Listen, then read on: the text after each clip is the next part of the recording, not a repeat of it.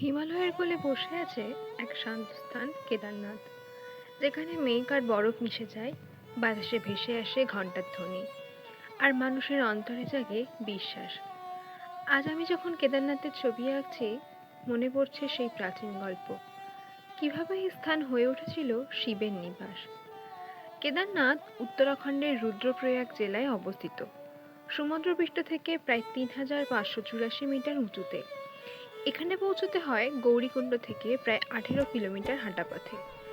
এটা শুধু একটা মন্দির নয়, এটা হলো বিশ্বাসের পথ। কথায় আছে, মহাভারতের যুদ্ধের পর পাণ্ডবেরা অপরাধবোধে ভুগছিল। তারা চাইলেন পাপ মোচন, তাই শিবের আশীর্বাদ নিতে বেরিয়ে পড়লেন। কিন্তু শিব, যিনি মানব জীবনের ব্যর্থতা ও অহংকার জানতেন, নিজেকে লুকিয়ে ফেললেন হিমালয়ের গভীরে। তিনি নন্দা পাহাড়ে বৃষ অর্থাৎ বৈষ্ণব রূপে গিয়ে লুকালেন। ভীম তার ল্যাজ ধরে টান দিলেন, আর ঠিক সেই সময় শিবের দেহের অংশগুলো বিভিন্ন স্থানে ছড়িয়ে পড়ে। কেদারনাথ হলো সেই স্থান যেখানে তার পুজো অংশটি পূজিত হয়। বাকি অংশগুলো পঞ্চকেদার নামে পরিচিত। কেদারনাথ মন্দিরের স্থাপত্য অত্যন্ত প্রাচীন।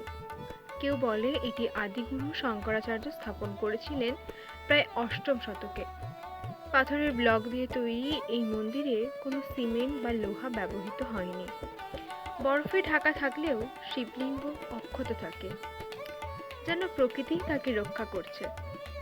প্রতিদিন ভোরে যখন ঘন্টা বাজে, ঠান্ডা বাতাসে ভক্তদের চিৎকার মিশে যায়।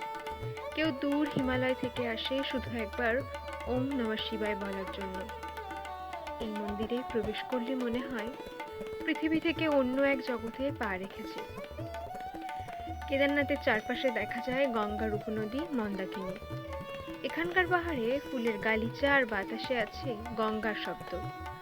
এমন পরিবেশে মনে হয় ঈশ্বর আমাদের চোখের সামনে।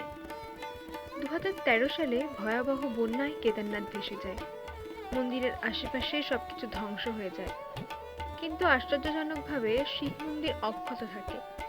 এজন্য স্বয়ং শিবের আশ্রয়ই তা রক্ষা পেয়েছিল।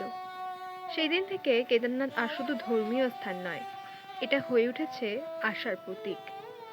বন্যার পর মানুষ আবার ফিরে আসে, ঘর বানায়, পথ মেরামত করে, মন্দির ঘিরে নতুন করে জীবন শুরু করে। এটাই কেদারনাথের আসল শিক্ষা। ধ্বংসের পরও বিশ্বাস টিকে থাকে।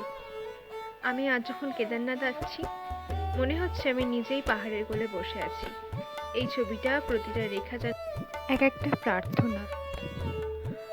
কেদারনাথ শুধু একটা মন্দির নয়, এটা বিশ্বাসের গল্প।